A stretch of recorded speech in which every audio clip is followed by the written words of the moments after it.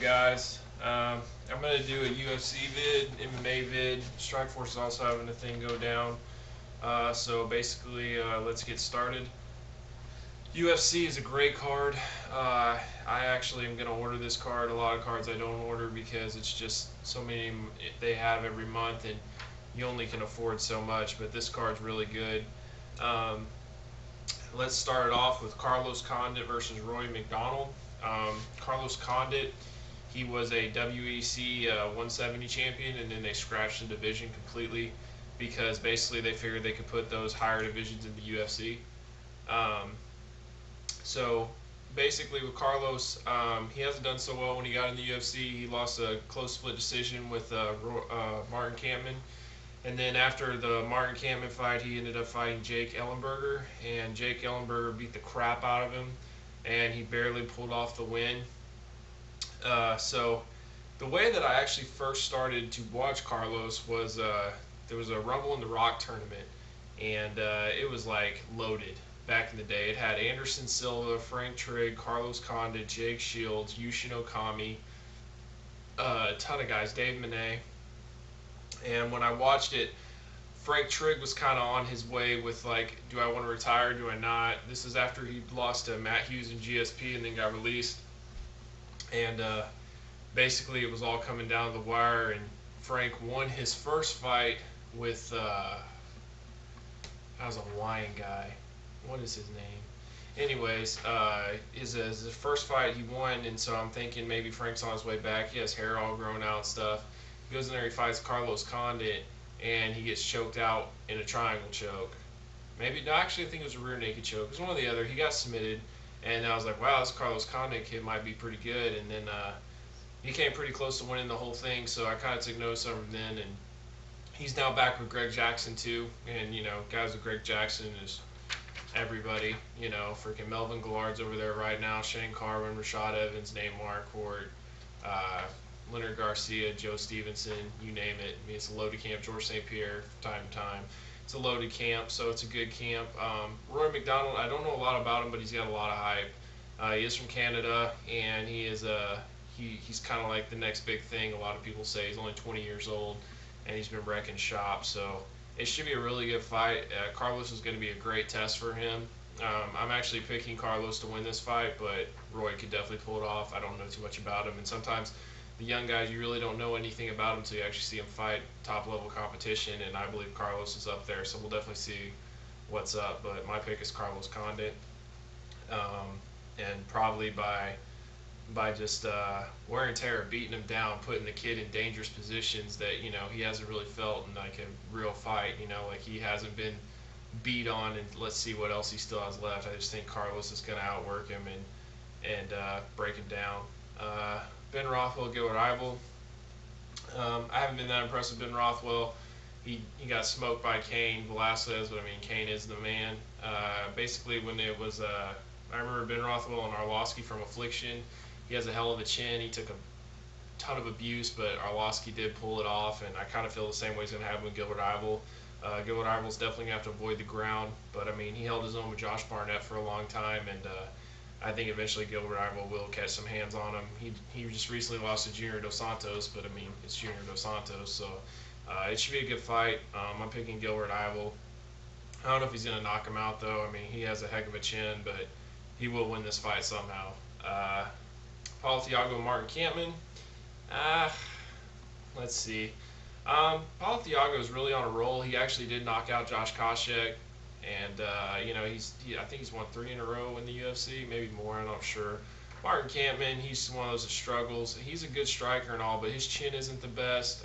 Paul Daly knocked him out. I was actually there at that fight, and I picked Paul Daly to win.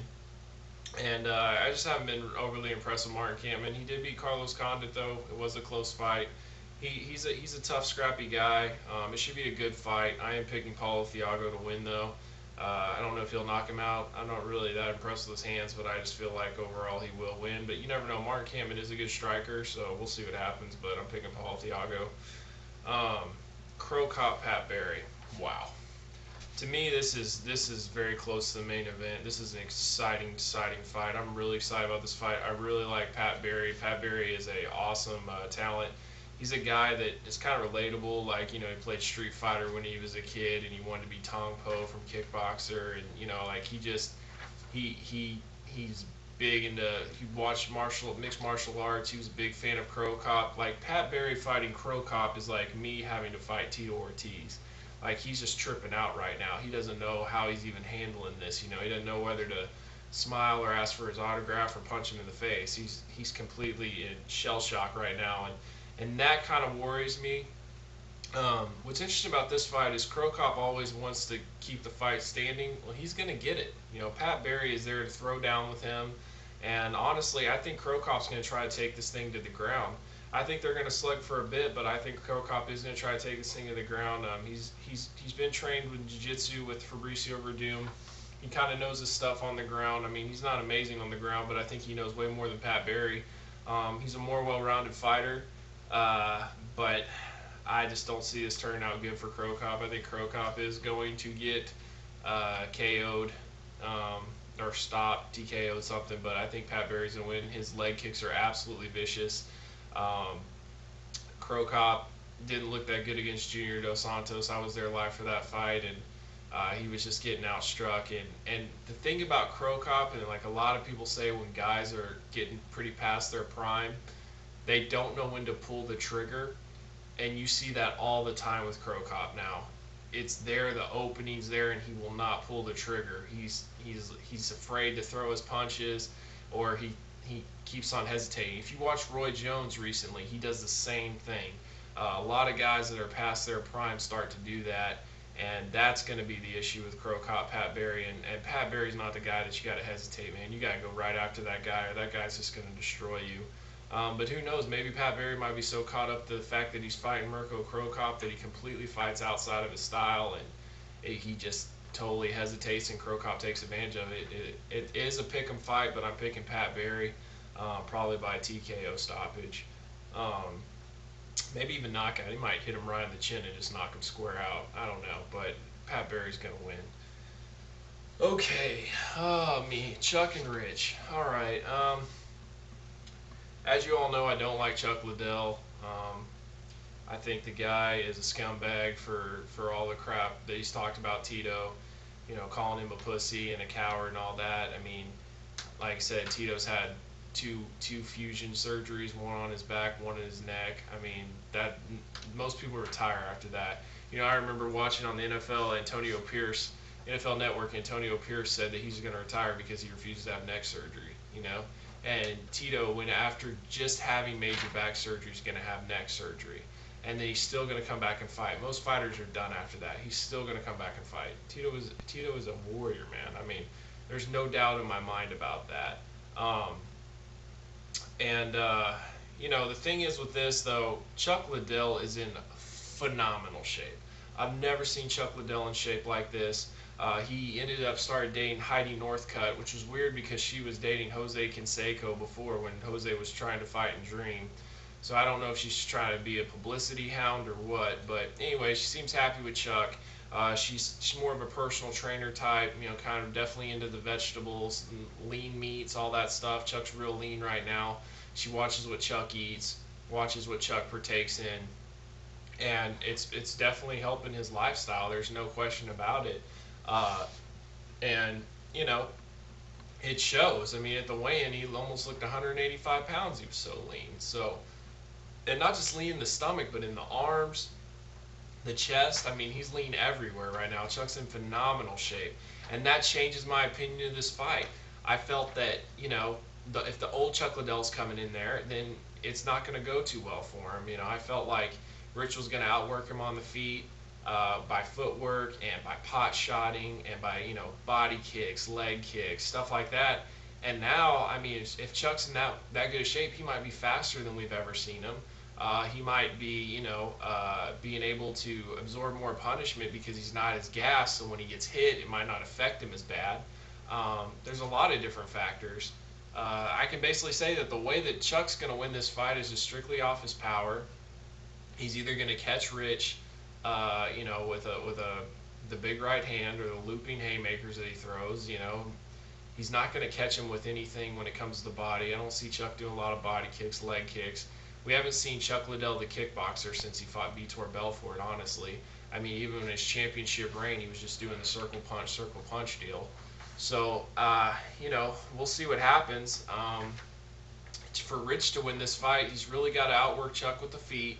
He's got to be able to land pot shots. He's got to be able to counter Chuck, and that's tough because Chuck really isn't a counter. Chuck really isn't a go after you guy. He's more of a counter. So he's going to wait for Rich to come in, and when Rich tries to throw those leg kicks, he might leave his chin open, and that could be it. The thing about Rich Franklin though, he's only been finished by great fighters. I don't know necessarily if you're going to call Chuck Liddell a great fighter at this point of his career. Is Chuck Liddell a great fighter overall? Absolutely. There's no doubt about it. But, Rich has been finished by Machida. He's been finished by Anderson Silva. Guys like that. But guys like, Evan. But the thing about Rich that's crazy to me is that he gets dropped in almost all of his fights. Evan Tanner dropped him. David Loazo dropped him. Vanderlei Silva dropped him. I mean, he's been dropped by so many guys when he fights that his chin is very questionable. And that's what makes this fight interesting, because people are like, well, Chuck Liddell has a weak chin. Rich Franklin's chin isn't the best either. So we're going to see, honestly, whoever really lands the first real shot is probably going to win this fight. Chuck Liddell's chin definitely isn't what it used to be, and I don't know if Chuck's going to be able to adapt his game, because honestly, Chuck's game plan is I'm going to hit you the hardest, and you can hit me your hardest, and we're going to see who falls down first. And I don't think he can play that game plan anymore. Chuck Liddell is an amazing wrestler. He's got very good takedown defense, but Chuck Liddell has horrible ground and pound. Whenever you see him take down a guy, he has no idea what he's doing once he gets to that point. So I don't really see him incorporating a lot of his wrestling. He might, especially if he just wants to win the fight. He could score on takedowns, score on points, but I don't see it. I think Chuck's going to stand there and bang with him and see what happens. I think Chuck is very confident that he can knock anybody out, but I don't necessarily think Chuck's really accepted the fact that he's lost, 4 of his last 5, and he's been brutally KO'd. I don't really understand, and if I'm Rich, man, wear goggles going in there, because Chuck Liddell will thumb you in the eye if he's in trouble. It's what he does. He is a cheater, and if, like I said, watch the Shogun fight, watch Tito fight, thumbed Randy right before he won the belt, and Vernon White always talked about his orbital bone being shattered and all this and that, but I never really noticed anything like that. But I especially noticed on Shogun fight, right before he got knocked down from Shogun, he went for the thumb right in the eye. And if Shogun's eye was not close, he would have got it gashed. He would have got it gashed, just like he did to Tito. So definitely watch out for that. But I don't know who to pick. I'm serious. I really don't know who to pick. If I've got to pick someone, I guess I got to go with Rich. But could Chuck win? Absolutely. He absolutely could win this. And Tito really hopes that Chuck wins this so they can still fight. Tito's definitely not afraid of Chuck. I think anybody thinks that is a complete moron. You have no idea what Tito Ortiz is about if you think that Tito Ortiz is afraid of Chuck Liddell. I mean, if you fought Vanderlei Silva, Vitor Belfort, Rashad Evans, Forrest Griffin, Lyoto Machida, you know what I'm saying? He's fought everybody. He's not afraid of Chuck Liddell. He's fought Chuck twice. Give me a break. If anything, Chuck is a warm-up fight for him coming back. Yes, I understand that he has lost to Chuck, and I'm not saying that he didn't lose to Chuck, but what I am saying is if Chuck, the guy that's lost 4 of his last 5 fights, is a warm-up fight coming back. That is a fact. But we'll leave it at that. On to Strikeforce. It actually is coming on Wednesday on Showtime.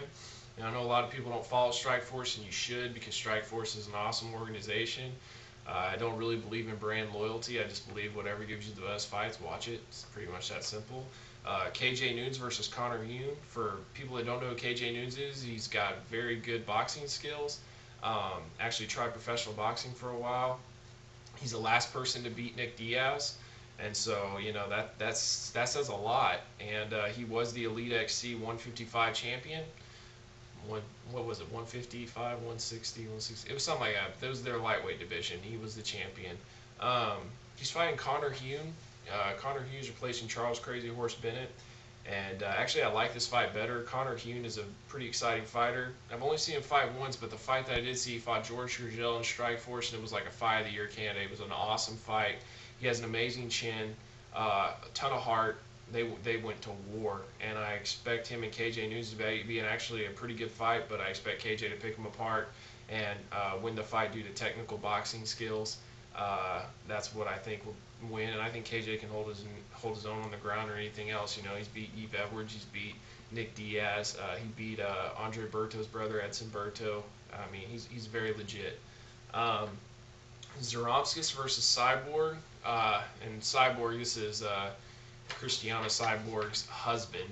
Um, he's had some really exciting fights. His most exciting fight was against Melvin Manhoff in Cage Rage, which is an unbelievable fight. If you haven't seen it, look it up. I think it was Cage Rage 8 maybe. I'm not for sure, but it was an awesome fight. Um, he's fighting Zaromskis. Zaromskis actually won the Dream Tournament, and he was way on his way. You know, he was knocking people out with head kicks left and right. He has an absolute brutal head kick, almost like a 170 Mirko Cro Cop, and he ended up fighting Nick Diaz and losing. And Nick picked him apart, rocked him, beat the crap out of him, and ended up finishing him off. And so this is his fight coming back after that loss. It should be interesting. I'm definitely picking Zaromskis to win this fight, though. The last time I saw Cyborg fight, he fought Joey Belcher, not Joey Belcher, what am I thinking? Joey Villasenor.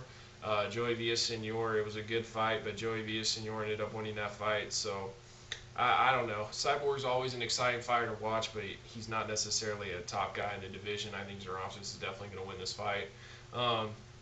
Tim Kennedy versus Trevor Pringley. Tim Kennedy is a guy that has been in and out because of the Army, but he is pretty legit, and he will be facing Trevor Pringley, who's a tough veteran guy that is always in there for a great fight, trains at the AKA, tough camp. He's beat some quality names, but Tim Kennedy is the up-and-comer. I've been pretty impressed with Tim Kennedy, so I'm actually picking him to win. And then we have Robbie Lawler and Babalu. Robbie Lawler, to me, is a guy that belongs in the UFC. He's an awesome talent. He hits extremely hard. He's very exciting. He's really quiet when you see the interviews and stuff. He doesn't like to talk much. Not a big hype guy, but he has amazing emotion when he actually fights. He's freaking a madman in there. And his last fight with Melvin Manhoff was unbelievable. Melvin was lighting him up with leg kicks, beating the crap out of him standing. It wasn't even close. And then Melvin slipped once and bam, right to the chin, knocked him out, just out cold. Babalu, last time I think we saw him, he got completely destroyed by Mousasi. He's dropping down to 195 now to fight Robbie at a catch weight. I don't really think much of Babalu at this point. I mean, he's dangerous on the ground, and Robbie's definitely been submitted, you know, by Evan Tanner and Jake Shields and things like that. It's probably Robbie's only weakness, so he definitely has a shot at winning. But if this fight stays standing, Robbie's going to knock him out. And I just don't think Babalu's going to beat Robbie Lawler. He might, though. I mean, I'm not saying he won't, but I just don't think it's going to happen. I'm picking Robbie Lawler for the fight. So, in case you guys were wondering what I had, it's just a list of fights, so I didn't lose track and not like reading off a script or anything. So, anyways, enjoy the fights. It's definitely some good stuff. Next video I'll talk about the Strikeforce Fedor card, and I'll also talk about Shane Carwin, Brock Lesnar. I'm sure a lot of wrestling fans would like to know my input on that. But no, definitely watch the fights tonight. They're definitely going to be worth it. I'm really torn. I don't know what to do, because if Chuck loses, it's basically no way that Tito and Chuck are going to fight. So I at some way I want Chuck to win, but I also want Rich to knock Chuck out because I like Rich Franklin. Rich Franklin's a good guy.